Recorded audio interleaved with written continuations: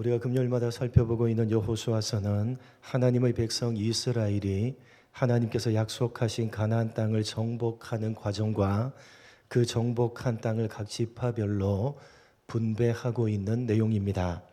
그런데 그래서 전체 내용은 그 내용상 크게 두 부분으로 나누어집니다. 1장부터 12장은 가나안 땅을 정복하는 내용이고 13장 이후로는 정복한 땅을 지파별로 분배하고 있는 내용입니다. 13장부터 기록되어져 있는 가나안 땅을 분배하는 순서는 다음과 같습니다. 먼저 요단강을 건너기 전에 가나안 땅 본토가 아닌 요단강 동쪽 편의 땅을 르우벤 지파, 갓 지파, 그리고 므낫세 절반 지파에게 나누어 줍니다. 이것은 모세가 생존해 있었을 때 분배된 것입니다.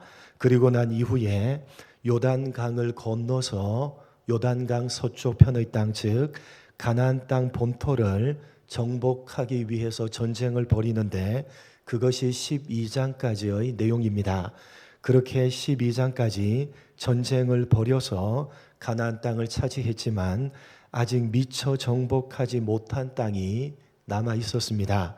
그런데 13장에 와서 여호수아는 아직 정복하지 못한 땅까지 모두 포함을 시켜서 가나안 땅 전체를 이스라엘 각 지파별로 분배를 합니다. 약속하신 가나안 땅을 전체적으로 볼 때에 대부분을 정복했지만 여전히 정복하지 못한 땅이 남아 있었습니다. 그 정복하지 못한 땅까지 포함해서 가나안 땅 전체를 지도상으로 먼저 분배를 한 이후에 이제 각 지파별로 미처 정복하지 못한 땅을 정복해 했던 것입니다. 오늘 본문으로 읽은 말씀이 기록되어져 있는 15장 전체의 말씀은 이스라엘 지파들 가운데 유다 지파에게 제일 먼저 가나안 땅 본토를 분배하고 있는 내용입니다. 여러분, 왜 이스라엘 지파들 가운데 유다 지파에게 제일 먼저 제비를 뽑게 하고 땅을 분배받는 우선권을 준 것입니까? 왜 유다 지파입니까? 우리나라만 해도 예전에도 그랬고 지금도 여전히 그러한 잔재가 남아있듯이 형제들 가운데 누구에게 우선권이 있습니까? 장자에게 우선권이 있습니다. 저도 제 위에 형님이 있는지라 어릴 때 특히 할머니로부터 차별이 아닌 차별을 많이 받았습니다. 모든 우선권이 장자인 형님에게 있었습니다. 하다못해 달걀 후라이를 해도 제일 큰 것, 제일 좋은 것은 누가 먼저 가져가고 형님이 먼저 가져가고 그 다음이 제 차례였습니다. 그때는 참 많이 서러웠습니다. 그래서 서러운 마음에 형님을 많이 때렸습니다. 형님이 저보다 한 살 위에 연년생인데 어릴 때는 제가 싸움을 잘했거든요. 여러분, 좀 싸움 잘하게 보이지 않습니까? 싸움은 어떻게 하는 것입니까? 악으로, 깡으로 하는 것 아닙니까? 저는 태어나서 지금까지 코피를 한 번도 흘려본 적이 없습니다. 아무리 맞아도 코피가 잘 안 납니다. 어릴 때는 어떻게 하면 싸움에서 이기는 겁니까? 코피를 내면 싸움에서 이기는 것 아닙니까? 형님을 때려서 코피를 냈던 적이 한두 번이 아니었습니다. 지금은 많이 성화되었습니다. 여러분, 이스라엘은 철저하게 장자 중심의 사회였습니다. 오죽했으면 야곱이 장자권을 차지하려고 아버지를 속이고 형님까지 속였겠습니까? 그리고 그 장자권 때문에 무려 20년 동안을 삼촌 집에서 숨어서 살았겠습니까? 이렇게 이스라엘은 철저하게 장자 중심의 사회였기 때문에 모든 우선권이 장자에게 있었고 유산도 다른 형제들보다 2배나 차지했습니다. 그런 이유 때문에 유다 지파가 제일 먼저 가나안 땅 본토를 분배받았던 것입니다. 무슨 말이냐? 유다 지파가 이스라엘 12지파 가운데 실제적인 장자 지파의 역할을 했다는 것을 보여주는 것입니다. 여러분, 사실 유다 지파는 12지파들 가운데 몇 번째입니까? 잘 모르시겠죠? 여러분, 야곱의 12아들로 12지파가 구성된 것 아닙니까? 유다는 몇 번째입니까? 네 번째입니다. 그 위로 3명의 형이 있었습니다. 제일 마지가 루벤이고, 2번째가 시므온, 3번째가 레위입니다. 그리고 유다는 4번째입니다. 그런데 왜 4번째인 유다가 실제적인 장자가 된 것입니까? 그것은 위에 있는 3명이 장자로서의 자격을 상실해 버렸기 때문이었습니다. 창세기 35장 22절 한 절 같이 읽도록 하겠습니다. 같이 읽겠습니다. 시작.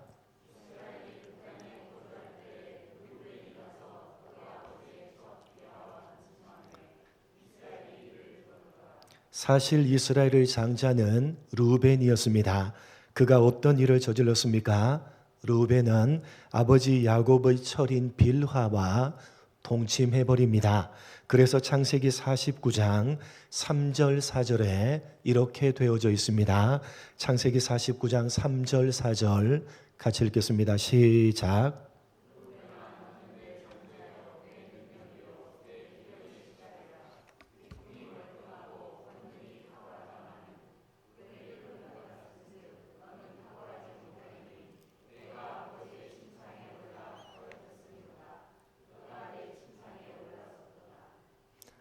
죽음을 앞둔 아버지 야곱이 그의 12아들들을 축복할 때에 르우벤은 장자였지만 아버지의 침상을 더럽혔기 때문에 탁월하지 못할 것이라고, 다시 말해서 장자권을 박탈할 것이라고 말씀하고 있습니다. 그렇게 장자인 르우벤이 장자권을 박탈당하면 자동적으로 둘째에게 장자권이 돌아가는데, 둘째인 레위와 셋째인 시므온도 장자로서의 자격을 상실해 버립니다. 창세기 34장을 보시면 야곱의 딸인 디나가 세겜성의 추장의 아들에게 강간을 당하게 되자 시므온과 레위가 어떻게 합니까? 복수를 합니다. 그것도 하나님께서 주신 할례를 이용해서 세겜에 있는 모든 남자들을 칼로 죽여버립니다. 그래서 창세기 49장에 아버지 야곱이 축복할 때에 시므온과 레위는 형제요 그들의 칼은 폭력의 도구로다 라고 하면서 저주를 받을 것이며 이스라엘 중에서 흩어버릴 것이라고 말씀하십니다. 둘 다 장자의 자격을 상실해 버렸던 것입니다. 이렇게 첫째, 둘째, 셋째인 르우벤과 시몬과 레위가 차례대로 장자로서의 자격을 상실해 버렸기 때문에 네 번째인 유다에게 장자권이 돌아갔던 것입니다. 창세기 49장에 이렇게 되어져 있습니다. 49장 8절입니다. 유다에 대해서 이렇게 되어져 있습니다. 같이 읽겠습니다. 시작.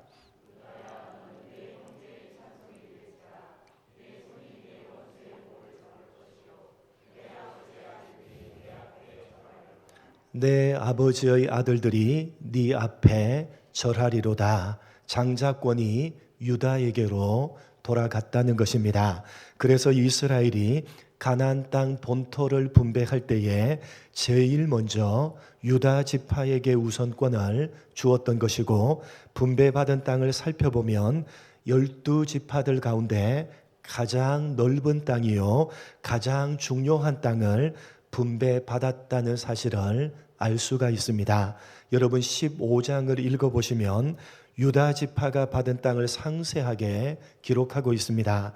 그런데 그 땅 가운데 어떤 땅이 포함되어져 있는가 하면 이스라엘의 역사 가운데 가장 중요한 땅인 헤브론, 베들레헴, 그리고 예루살렘이 포함되어져 있는 것을 보게 됩니다. 여러분, 헤브론이 어떤 땅입니까? 이스라엘의 조상인 아브라함의 무덤이 있는 땅입니다. 그래서 이 헤브론은 다윗이 그의 왕국을 건설했을 때 최초로 이스라엘의 수도로 삼을 정도로 이스라엘 역사 가운데 가장 중요한 땅이 됩니다. 그리고 베들레헴은 어떤 땅입니까? 메시아로 오신 예수 그리스도께서 탄생하신 땅입니다. 또한 예루살렘은 헤브론에 이어서 이스라엘의 영원한 수도가 된 땅이요, 예수님께서 고난당하시고 부활하신 땅입니다. 이렇게 성경은 유다 지파가 이스라엘의 실제적인 장자 지파로서 하나님께서 주시는 장자의 복을 받았다는 것을 오늘 이 가나안 땅 분배를 통해서 보여주는 것입니다. 여러분, 유다 지파는 이렇게 하나님께서 주시는 장자의 복을 받았습니다. 그런데 우리가 주목해야 되는 것은 유다 지파가 분배받은 땅을 소개하고 있는 이 15장 말씀에 오늘 본문 13절부터 19절까지 갈렙과 온니엘의 이야기가 중간에 삽입되어져 있다는 사실입니다. 여러분, 사실 이 13절부터 19절의 이야기는 빼버려도 상관이 없습니다. 여호수아 15장 전체는 유다 지파가 분배받은 땅에 대한 설명입니다. 1절부터 12절은 유다 지파가 분배받은 땅의 동서남북의 경계가 어디까지인지를 설명하는 내용이고, 20절부터 마지막 절까지는 그 경계 안에 있는 구체적인 도시들에 대한 기록입니다. 전체의 경계를 설명하고 난 이후에 그 경계 안에 있는 구체적인 도시들을 언급하고 있는 것입니다. 그런데 그 중간에 갈렙과 온니엘의 이야기를 의도적으로 끼워 넣은 것입니다. 어떤 내용입니까? 유다 지파인 갈렙과 온니엘이 자신들에게 주어진 땅인 헤브론을 차지하는 내용입니다. 그냥 차지하는 것이 아니라 싸움을 통해서 차지하는 것입니다. 헤브론에 거하고 있었던 세세와 아히만과 달메와 싸워서 그들을 쫓아내고 그 땅을 차지합니다. 온니엘도 기레앗세벨을 쳐서 그 땅을 차지합니다. 여러분, 무엇을 이야기하고 싶은 것입니까? 하나님께서 약속하신 대로 이스라엘에게 가나안 땅을 주셨습니다. 그리고 유다 지파에게는 야곱의 축복을 통해서 약속하신 대로 장자의 복을 주셨습니다. 가장 넓은 땅을 주시고 가장 중요한 땅을 주셨습니다. 그런데 이러한 하나님이 주시는 복은 누가 누릴 수가 있는 것입니까? 갈렙과 온니엘처럼 싸워서 쟁취하는 자, 하나님이 약속하신 말씀을 붙들고 싸우는 자가 누릴 수가 있다는 것입니다. 하나님의 약속의 말씀을 붙들고 그 말씀을 이루기 위해서 싸우는 자만이 하나님이 주시는 장자의 복을 누릴 수가 있다는 말씀입니다. 하나님께서 유다 지파를 장자로 세우시고 가장 넓은 땅과 가장 중요한 땅을 복으로 허락하셨습니다. 그러나 그 복은 갈렙과 온니엘처럼 하나님의 말씀을 붙들고 싸우는 자에게만 주어진다는 사실입니다. 사랑하는 성도 여러분, 하나님의 은혜와 복은 값싸게 주어지는 것이 아니라는 사실을 잊어버리지 마시기 바랍니다. 하나님이 주시는 복은 하나님의 말씀을 붙들고 싸우는 자에게 주어지는 것입니다. 여러분, 하나님께서는 예수를 믿는 우리 모두에게 복을 허락하셨고 지금도 복을 주시기를 원하십니다. 믿으시기 바랍니다. 믿으시기 바랍니다. 그러나 여러분 기억하십시오. 그 하나님의 복은 하나님의 말씀을 붙들고 그 말씀을 이루기 위해서 치열하게 싸우는 자에게 허락된다는 사실입니다. 말씀을 붙들고 싸우지 않는다면 하나님께서 복을 주셔도 그 복을 누릴 수가 없는 것입니다. 말씀을 붙들고 그 말씀을 이루기 위해서 싸우는 사람만이 그 복을 실제적으로 누릴 수가 있다는 것입니다. 여러분 성경을 한번 읽어보시기 바랍니다. 하나님께서 주시는 복을 누렸던 사람들은 한결같이 말씀을 붙들고 싸웠던 사람들입니다. 아브라함이 그랬고, 야곱이 그랬고, 요셉이 그랬고, 모세가 그랬고, 다윗이 그러했습니다. 여러분 오늘 본문에 등장하는 갈렙이 누굽니까? 온니엘이 도대체 누굽니까? 그들은 이스라엘의 혈통이 아니라 이방인 에돔 족속에 속한 그니스 사람이었습니다. 그러나 그들이 하나님의 약속의 말씀을 붙들고 그 말씀을 이루기 위해서 싸웠을 때 하나님께서 주신 장자의 복이 그들의 것이 되어졌고 그 복을 누릴 수가 있었던 것입니다. 사랑하는 성도 여러분, 우리가 섬기는 하나님은 말씀으로 천지를 창조하신 분이십니다.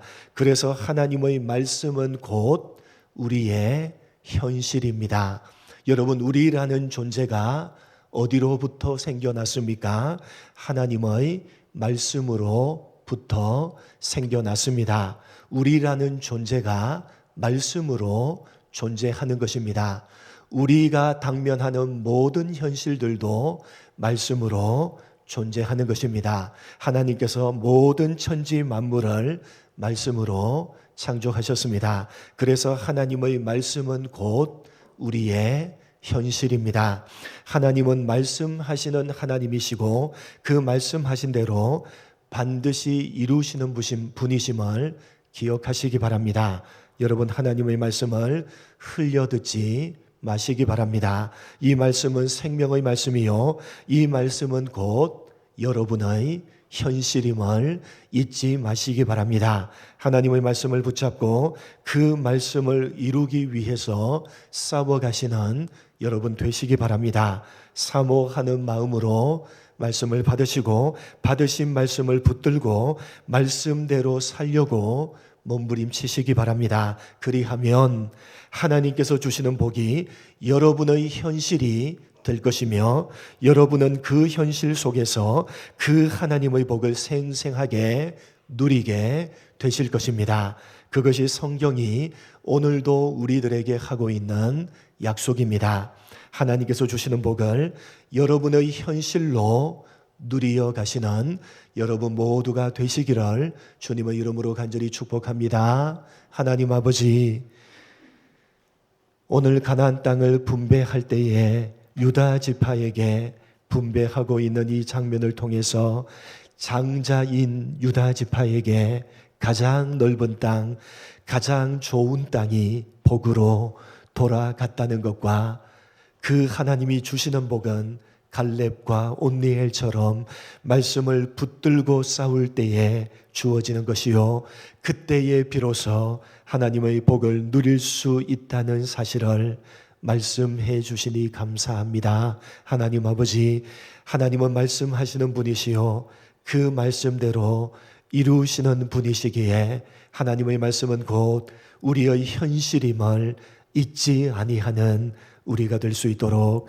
은혜 베풀어 주옵소서. 하나님 아버지, 날마다 하나님의 말씀을 붙들고 싸워가는 우리가 되게 하셔서 하나님이 주시는 복을 우리의 현실로 맞이할 수 있도록 인도하여 주시고 하나님의 복을 우리의 것들로 누리어 갈 수 있도록 복을 내려 주옵소서. 감사하오며 예수님의 이름으로 기도드립니다. 아멘.